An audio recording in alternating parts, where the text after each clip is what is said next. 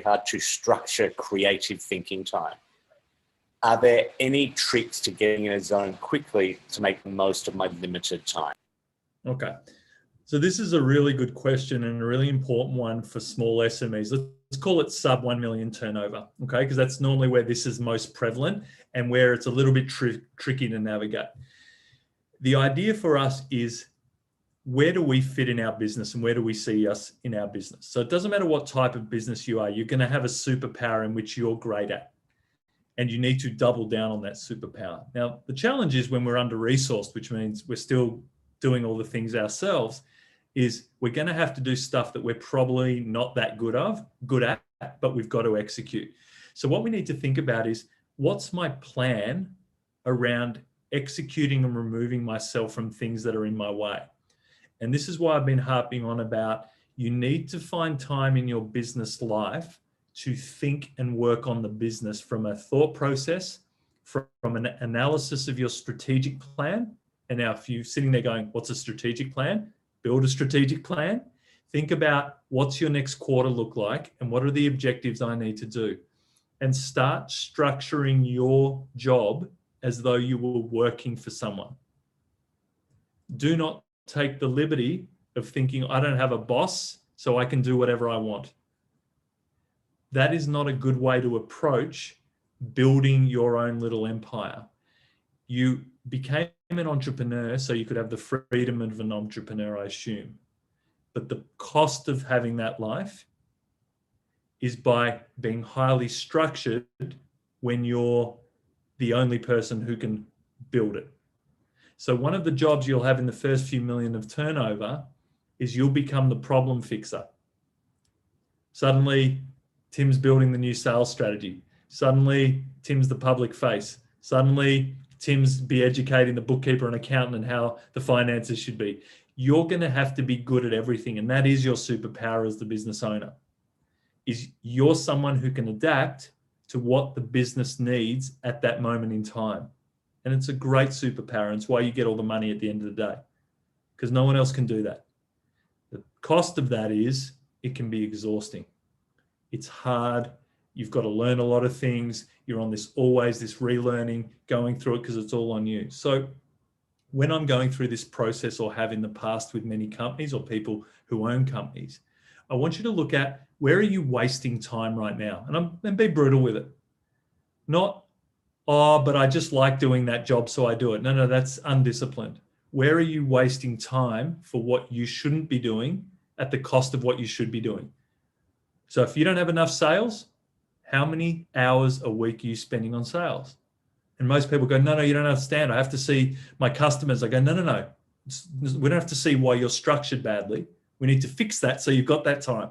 It's not a criticism. It's a different performance habit to break through. Now, you're going to do two things. You're either going to break through or you're going to break down.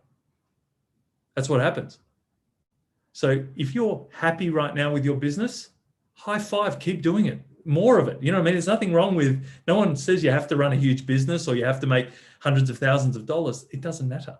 But if it's something that you know that that's not where you want to be spending your time, or the business isn't where you want to be, or you're not, it's too hard because it's so much mental energy going into every transaction, we have to recalibrate it. And so for that question and the person who asked that question, there's a lot of discipline in the first million in revenue. High discipline. I like to pretend I've got a board of directors that I report to every month. This is what I did as the CEO. This is where I spent my time. This is why I spent my time here. And this is the results that I generated from my decision. Now, if I'm standing in front of my fictitious board and I sound like a moron, I've done the wrong things. Okay, so that's just the way it is. I spent all my time doing this. What was the result? Nothing. We lost $20,000. Maybe I should be sacked. Now, I can't sack myself, obviously. But there are times in which if I can't get the result I want, I need to replace myself in that part of the business because it's never going to work. You are never going to get great at something you're horrible at. It'll be a waste of your time to do it. What you have to do is do something good enough until you can bring a specialist into that area. Does that make sense? So let me give you an example. I run now a pretty prominent performance consultancy. Everyone that I employ now is much more educated than me, much smarter than me, and I love it. I still get to take home checks. But when I was doing the consultancy, people were happy. I'm just not that smart. There are people who've spent another 10 years literally doing MBAs, working with different companies, doing all this. That's fine. I don't have an ego around it. I want my clients to have access to the best people in the world.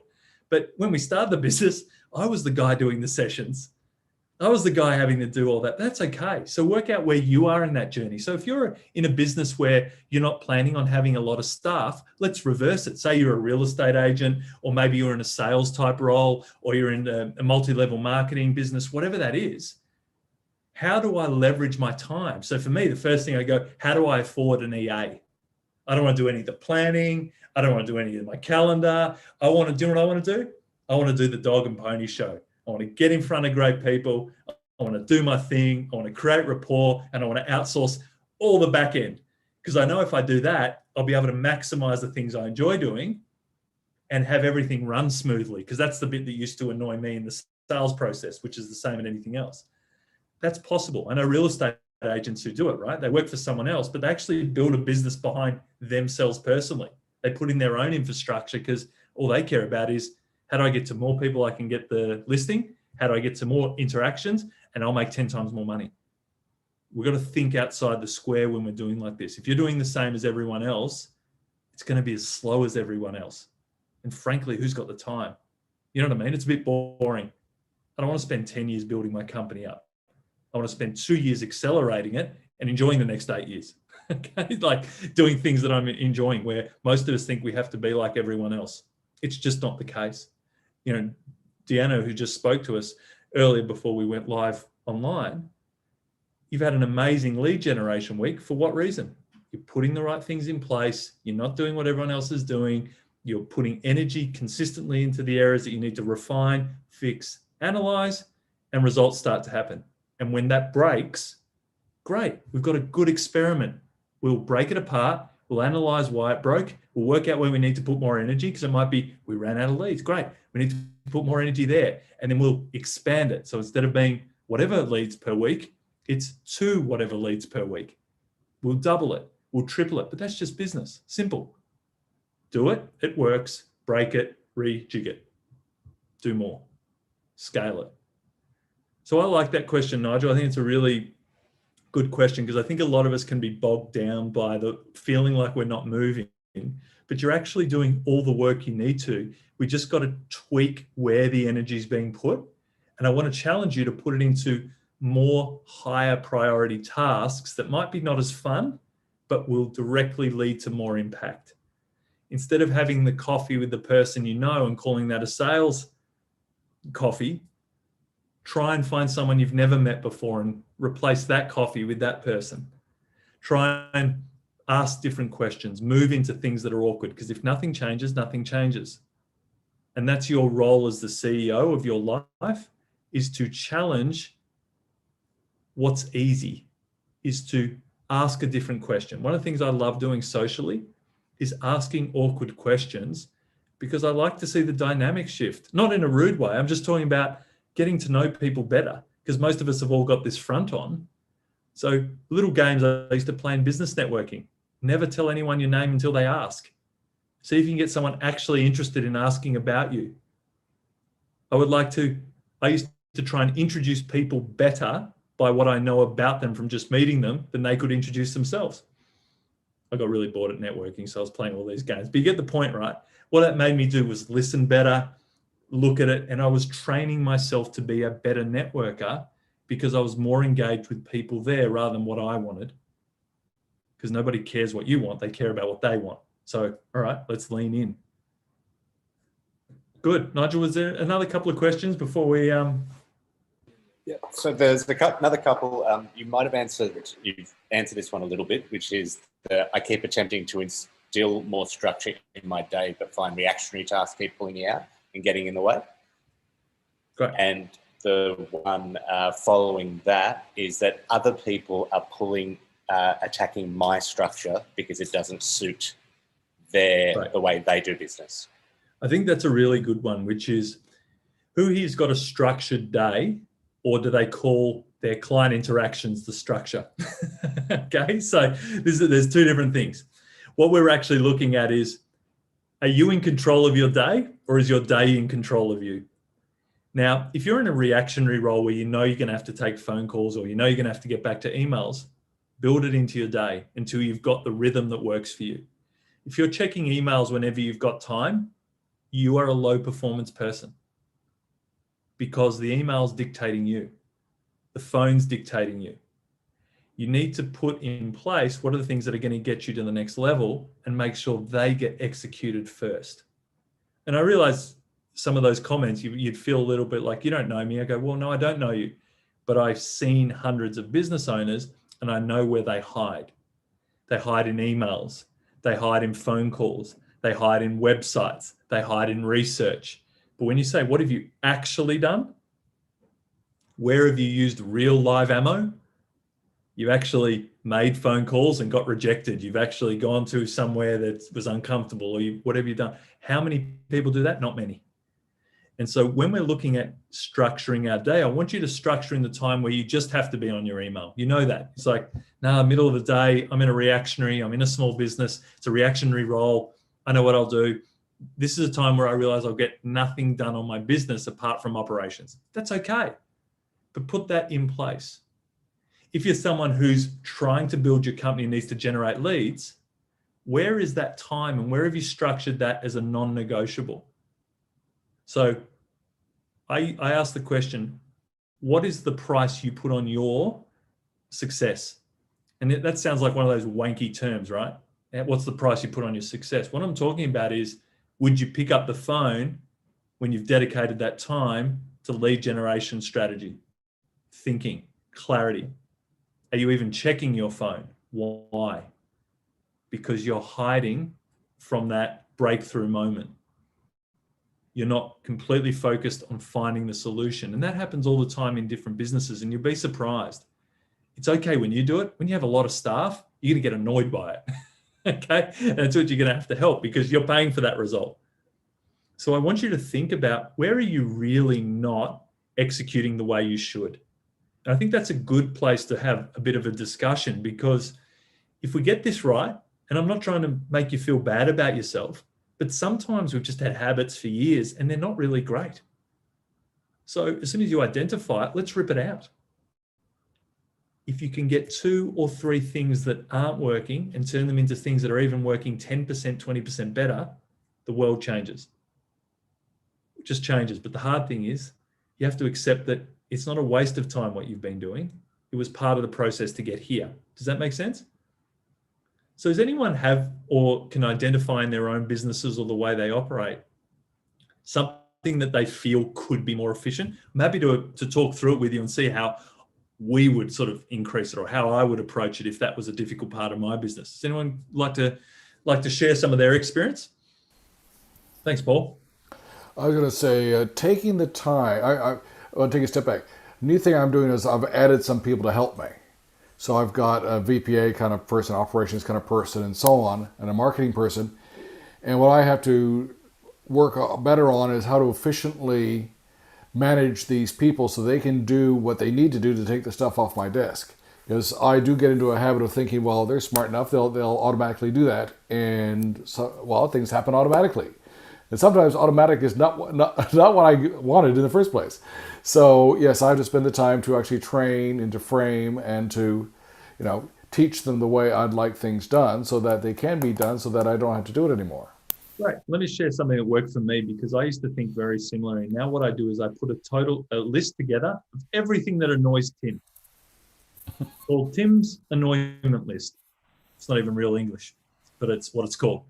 It's a huge list, and I just add to it. In the middle of the night, when I think of something, I put it on the this annoys Tim list. Now, my people look at my list every week and they go, I'm going to take that off you. And if I say, no, I want to do it, they go, great, you've got 24 hours to start actioning it, or you've lost the right to do it. Now, that stopped a control freak like me, because they give me the option, but I got 24 hours to move it forward. Now, what generally happens? Of course, I don't move it forward, right? Because I'm too busy on the priorities. So they grab it. And here's the caveat. I know that it won't be as good as I would do it, but it'll be 5 years earlier. Now, and this is the point. When you start to enjoy that period, is I had to get over myself, which is it's better to start moving it forward and help people than trying to do it myself, because A, it will never get done. And the second thing is I'm robbing others of the ability to contribute. And that's not a good company. That's not how to grow a business, because you can't scale that. So if it's just you in your business, or you've got a small team or an outsourced team, you should be asking yourself, what's the one job I should be doing in my business if I had the ideal world, and what would everything else be outsourced? So if I've got a marketing person, how am I managing the marketing person? Or are they a marketing assistant, which I've still got to do all the marketing, and then I'm handing off marketing duties? Because that's a different thing. It's a PA. So if it's a marketing person, they might not be completely competent, but what do they need to actually play the marketing role? And then you fill the gaps. Okay. And start to let go of things and assume they're going to screw it up, but that's part of the process of putting in the structure that'll take me to the next level. If you don't do that, you'll never be able to grow at a rate, or never be able to release yourself. And I know you've probably got that stage at the moment, is starting to give others more responsibility, but I want you to assume you could never do it and see what would happen. Because you'd be so surprised at how much people will step up, or they've now got the motivation to seek out some answers for you because you respect the way they think, instead of giving them the answer and go, now do the tasks. That marketing person by the end of the month should come back with one new marketing funnel that they've thought of without me. I'd insist upon it. Does that sort of answer around the way you're viewing that? Yes, and I guess the flip side of it for me too is almost to trust people out there where you, of course I've got that. You say, okay, good. I'm out of here. I'm doing something else. And then it doesn't happen. So in other words, I've kind of abdicated instead of delegated. So I have to spend more time briefing them properly so they know what I'm expecting, and then step out of their way. Great. Let me give you the saying that we use in our company. Delegation is not the absence of responsibility. When I delegate, it's still my problem, because as the CEO, I gave it to someone I trusted who could execute it. It's still my responsibility. So if I'm reporting to my board, I've got to be able to say, this is why I delegated it. I can't say, sorry, Bob missed it. He just stuffed it up. Go, well, that's a bad CEO. So for me, it's never not my responsibility. I need to make sure that I'm getting the information fed back. It's such a critical thing in my business, because what would happen if you didn't hit your sales targets, all of us? What actually would happen? Whose fault is that? Who loses their job? Now we go, we can't lose our job because we own the business. I go, yeah, but we've just lost a lot of life because we just wasted a period of 12 months, 16 months, 18 months, whatever it is, trying to catch up, dipping into our save, whatever it is, depending on the size of business, losing a couple of $100,000 in a quarter instead of we should have broken even, and now we can't fund our next person, our next thing. Everything starts to compress and slow down. And worst of all, it's emotionally taxing. And all of us feel like that. Now, here's the flip side. You can't beat yourself up if you're in a development stage. Just because you want 10 new sales a week doesn't mean you're going to get it. We have to understand the clear goal and delegate our time and fit it in accordingly. So if you want to triple your business this year, for instance, well, it's probably going to take more effort in sales. You're probably going to have to work through different things. You probably have some support. If you're in a new business and you want to get your first client, well, what else would you be doing than sales? You'd be speaking to as many people as you can to refine your value proposition, refine your pitch, refine your emails, refine your follow-up, change your proposals, speak to different people in different areas, because maybe where you thought you'd find sales, it's hard to get sales there. That's just the game we're in at the start. We all had to go through it. I've explained in our business, the first 6 months were horrible. We couldn't sell anything, nothing. And I teach sales. Why couldn't we do it? Because we were too smart for our own good. We're trying to put in all the things that were going to be instead of listening to the damn client, what they wanted. We tweak it. We start closing. We tweak it again. We start closing. We go through 12 months and go, why aren't we closing at the same rate we were? Oh, because we got so complacent, we just flick out proposals instead of walking people through them, making sure they're comfortable. We do these things as businesses growing. We forget the fundamentals that make a difference. If you take one ingredient out of a cake, it's going to be different. If you have the perfect cake and go, I'll just skip the eggs this time, what's the cake look like? This is business. Everything works. For our clients, we have this in consultancy, which is really fun. People come to you when they're in disarray. They start to get better, and then they go, I probably don't need consultants anymore because I got this. I go, so you've just put all the ingredients where you're on this trajectory. Now you start pulling out the ingredients. In 6 months' time, of course, knock on the door. Hey, my business is collapsing. And it's not a thing that I understand that, you want to keep people forever, but you've got to understand that what is the missing ingredients for what you don't have in your life right now to get what you want in your business and what you don't have personally. This is a big one. What are you not doing personally that's giving you the energy, the excitement, and the enthusiasm in life to take into your business? Because winners win. People want to be around them. People want to be around good energy. People want to be around people going places. You'll attract the type of person you are. And you'd be so surprised how many people sacrifice who they will be or want to be because their business is stressful. So they start self-beating up. Stop doing the exercise that you should be doing 5 days a week, 45 minutes minimum. Gary, you can talk more about that. But to me, that is business. The business of being a good CEO is turning up energetically, even when it's stressful, the same. If I want to put my hand through a wall, it shouldn't make any difference to my staff and my people. They should never know that, right? How do I deal with that? And I need to put in those processes. As small businesses, in particular, a lot of us are salespeople for the first few years, right? That's really stressful because you want to be doing your craft and instead you have to be a salesperson. So how do you deal with the rejections? How do you deal with the frustrations? How do you deal with the tire kickers? That's part of building your first stage in your company. And second, how do you enjoy that? How do you consciously know what you've bitten off and start to enjoy that process? Because most people find it easier to just feel the victim of the game that they know what they're playing. It just is. Am I doing my process? Am I doing the things that I should be doing? Am I fixing things that aren't working slowly? And what's happening? Most people don't do that. And even all of us that are silly enough to think we do, if we actually looked at it and analyzed our last 6 months ago, actually, what are things we did really well consistently? We'd probably go, ooh, they were all right, but it felt consistent, but I only did it once every 3 weeks, or I only did this, or I forgot to follow that up, or I got a lead and I left it 2 days, or I had a proposal, but I got it out, 2.5 days instead of the next day, whatever it is. They're the fundamentals at the start when we have to create momentum. And how do we do that? We structure our days to make sure when we have that key moment that we execute well. I finally got the lead I needed and I didn't screw up the proposal. I got it out in an efficient way. I locked in the phone call. I spoke to them. I gave them the payment. It went, not, I was busy and I had to go to a client session and then I was tired and then I had to catch up with Bob for dinner and then I have to do. No. We're talking about top performance. So if I had to drill everyone here, tell me who really could put hand on heart and going, I am killing my performance.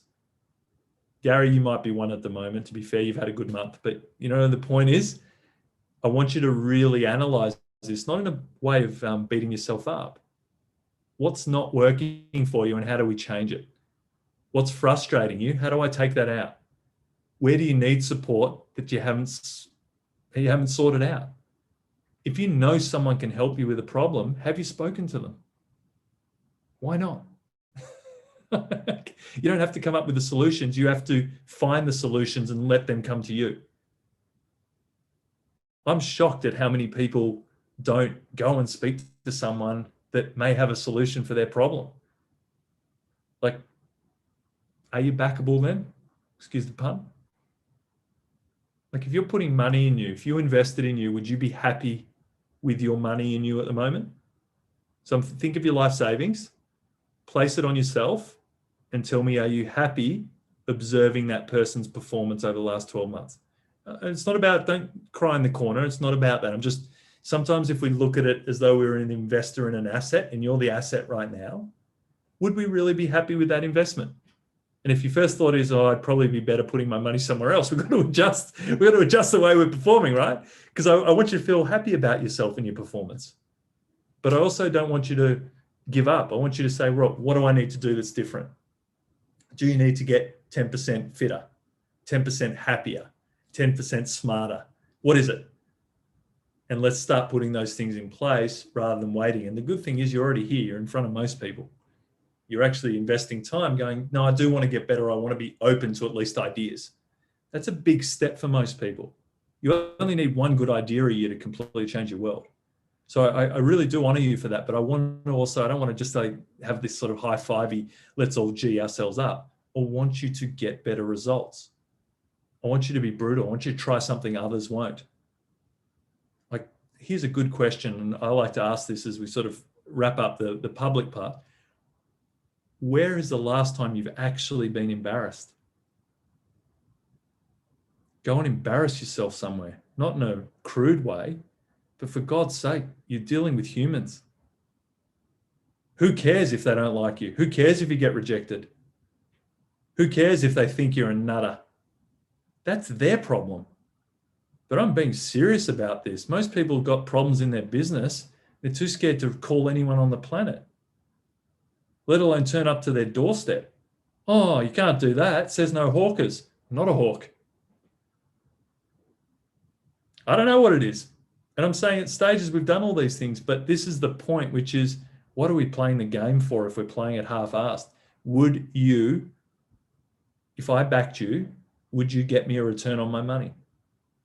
I reckon you'd work harder if I backed you than you backing yourself, because you know you're not going to beat yourself up, and a lot of us do that ourselves. I know when I've got people invested in me, my attitude's just different. and I think I know what I'm doing right, but I'm more scared of losing someone else's money than my own, which is just embarrassing. For everyone who's not in the room, thanks for logging on, and we'll see you next time. But I think from now on, we'll open the discussion up. I'd like to hear some of the thoughts on stuff we're challenged with, and